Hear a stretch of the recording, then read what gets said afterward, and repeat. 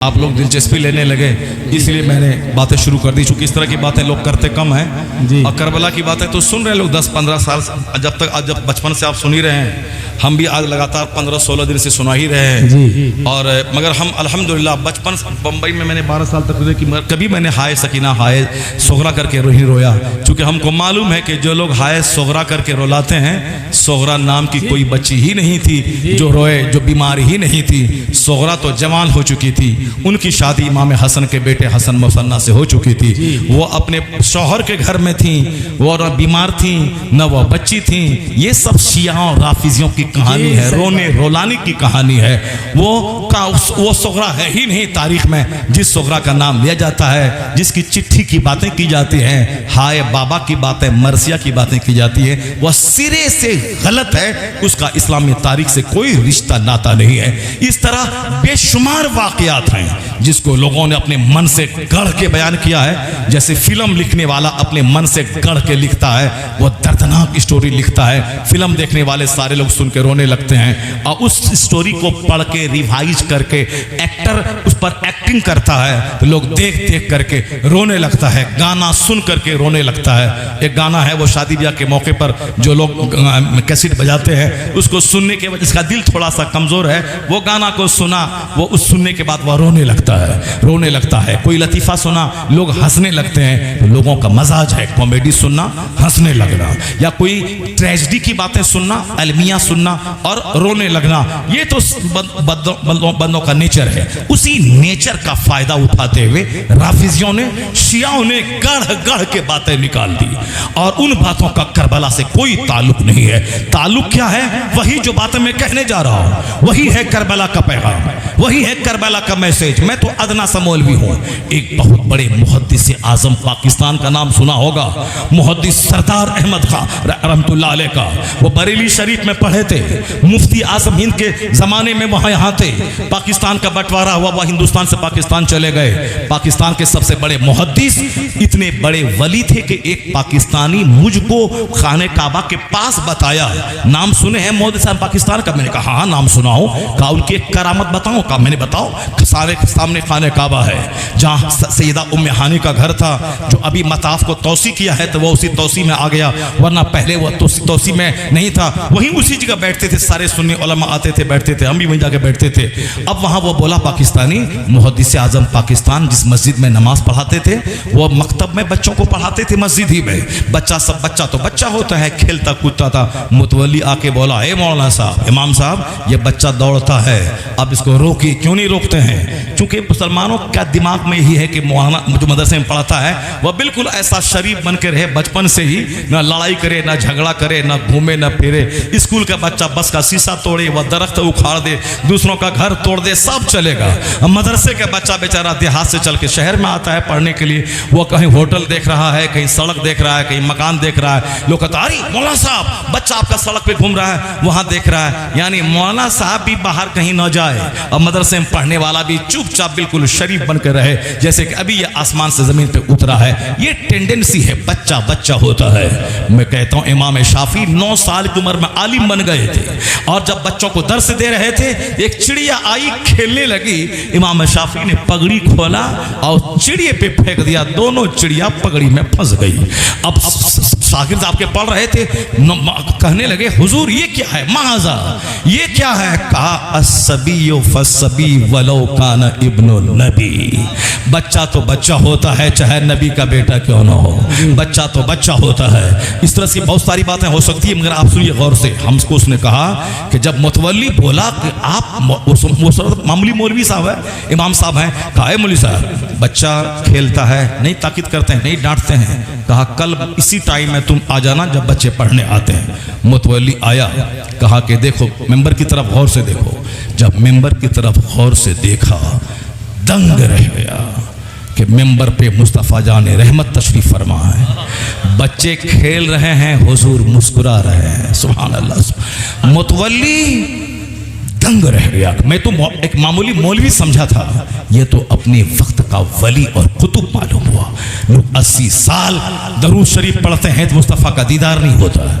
ये तो एक झटके में सरकार का दीदार करवा दिया। ये तो वली कामिल है। इतने बड़े मुहद्दिस आजम पाकिस्तान, जो बहुत बड़े मुहद्दिस, बहुत बड़े फकीह, बहुत बड़े आलिम, बहुत बड़े वली, उनसे किसी ने कहा, एक बार दावत दी मुहर्रम के जलसे में, कहा बाबा तकरीर कीजिए जो मुस्तनद रिवायत है, जो गढ़ी हुई मौजू गलत वो नहीं, मुस्तनद रिवायत करबला के हवाले से बयान कीजिए। मुहद्दिस आजम पाकिस्तान मेंबर पे खड़े हुए, कहा सुनो, खुतबा पढ़ा, दरूद पढ़वाया, उसके बाद कहा मुस्तनद वाकया सुनो। इमाम हुसैन मदीना से निकले, करबला पहुंचे और बड़ी बेदर्दी के साथ कत्ल कर दिए गए। वमा अलैना इल्लल बलाग, अस्सलामु अलैकुम, चल दिए। सिर्फ एक जुमला कहा, इमाम हुसैन मदीना से निकले, करबला पहुंचे और बड़ी बेदर्दी के साथ कत्ल कर दिए गए, शहीद कर दिए गए। यही है करबला की सच्ची कहानी। इतने बड़े वली कामिल, वमा अलैना इल्लल बलाग पढ़ा और चले गए। अब आप अंदाजा लगा सकते हैं, ये जो कहानी है कि वो दरख्त के नीचे एक लोग आई पानी भरने के लिए, वह दोनों बच्चा आया, वहां रात भर दौड़ता रहा, सुबह हुई तो वहीं वो बच्चा खड़ा था। दरोगा आया, पकड़ा, जेल में डाला, जेल से रात भगाया, फिर उसको कहा जाओ इस रास्ते पे अंगूठी दिखा देना, मेरा भाई रखेगा। फिर आया, सुबह हुई, देखा वहीं पड़े हुए हैं, घर लेके गया। हारिस दिन भर तलाश कर रहा था बच्चा को, और उसके बाद वह घोड़ा मर गया। रात में आया, बोला दिन भर मैं थका हूँ, बीवी खाना दिया, बोला क्या करूँ, क्यों परेशान हो, कहा मुस्लिम बिन अकील के दोनों बच्चों को ढूंढ रहा था, और ताकि बहुत बड़ा इनाम मिल जाता इब्न ज़ियाद की तरफ से, मगर मेरा घोड़ा मर गया, दोनों बच्चा का पता नहीं चल सका। रोने की आवाज घर से आई, बोला वो कौन रो रहा है, कहा कोई नहीं रह रहा, चुपचाप सो। रात में रोने की आवाज सुनी, दोनों भाई ख्वाब देखा, बाबा आ गए, कहा हुजूर ने कि तुमने इसको क्यों नहीं लाया, कहा वो पीछे पीछे आ रहे हैं। रोने की आवाज सुनी, हारिस गया, दरवाजा तोड़ा, दोनों बच्चों को निकाला, मख्तल ले गया, उसकी बीवी दौड़ी गई, उसको उठा के मारा, फिर ले गए। बाप छोटा भाई बोला हमको कत्ल मत करो, पहले हमको कत्ल करो, बड़ा बोला हमको करो, दोनों बोल रहा था। फिर तलवार चली, दोनों को कत्ल गर्दन कर दिया और दोनों के सरों को इब्न ज़ियाद के पास पहुंचा दिया। ये हो गया। अब इसका क्या कहेंगे आप? खुद रोना है, दूसरों को रुलाना है। बेशुमार बातें हैं जो राफिजियों, शियाओं, शरीयत के दुश्मनों की तरफ से अहले बैत अतहार को बदनाम करने के लिए ये इन्होंने इस तरह की कहानी गढ़ी, ताकि लोग जाने कि मुस्तफ़ा के घर वाले रो रहे थे, बिलक रहे थे, कोई पुरसाने हाल नहीं था, वह परेशान थे, जालिम, बदतमीज। ये मेरे हिंदुस्तान का ख्वाजा है। जब बादशाह ने जुल्म किया तो एक कूजे में सारा अना सागर समेट लिया। जब तक लोग तलब नहीं गए, जब तक माफी नहीं मांगी, उस वक्त तक नहीं छोड़ा। जब हुसैन का बेटा बरसहा बरस के बाद, कई सौ साल के बाद इतनी फजीलत रखता है, तो हुसैन आजम दरियाए फरात को अपने घर बुला लेते, घर के सारे लोग पानी पीते सैर होते। क्या सितम की कहानी, क्या प्यास की कहानी बोलता है, क्या रोता है, क्या रुलाता है। हुसैन आजम ने सब्र किया है, प्यास पे सब्र किया है, भूख पे सब्र किया है, लाशों के अंबार पे सब्र किया है, ना एक इंच पीछे हटा है, ना रोया है, ना लाशों को देख के घबराया है। लाश गिरती रही, हुसैन का हौसला पुख्ता होता रहा और कहता रहा जितना जुल्म करना है कर ले, मगर जालिम के लिए मेरे पास समर्थन नहीं है, मेरे पास हिमायत नहीं है, मेरे पास सपोर्ट नहीं है, मैं हाथ नहीं दूंगा। तेरे पास तलवार है, तलवार चला, अली अकबर ज़बह कर दे, अली असगर ज़बह कर दे, मुझे काट दे, तू तलवार चला, मगर मैं हाथ नहीं दूंगा। और दुनिया ने देख लिया, यजीद 22,000 तलवार चला के हुसैन का हाथ नहीं ले पाया। यजीद हार गया और सारी मुसीबतें उठा के हुसैन हाथ बचा के शहीद हो गया। हुसैन जीत गया, यजीद अपने मकसद में हार गया। वाह वाह वाह वाह, क्या बात है, जिंदाबाद। यही है करबला की मेन थीम, यही है करबला की मेन स्टोरी। हुसैन आजम ने सब्र की दास्तान लिखी है, हुसैन आजम ने बहादुरी की दास्तान लिखी है।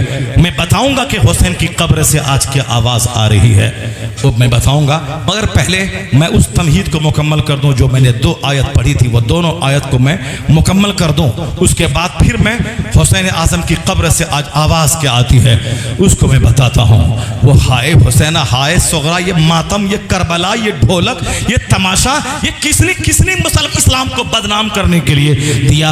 नमाज नहीं, रोजा नहीं, हज नहीं, ज़कात नहीं, तिलावत नहीं, इबादत नहीं, ये ढोल लेके चला है, मर्सिया मातम लेके चला है। इस्लाम मातम का मजहब है, इस्लाम मर्सिया का मजहब है। कौन बताया तुमको? क्योंकि रिवायतें कुछ ऐसी होती हैं, लोग उस पर अमल करते करते उसके आदी हो जाते हैं, और जब उनको सच बताया जाता है तो लोगों से बर्दाश्त नहीं होता, इसलिए वो हक बोलने वालों के खिलाफ बरसरे पैकार हो जाते हैं। कोई हाय सकीना की कहानी नहीं होगी, कोई हाय सोहरा की कहानी नहीं होगी, कहानी होगी कुरान की, कहानी होगी हदीस की, कहानी होगी हुसैन आजम की सीरत की।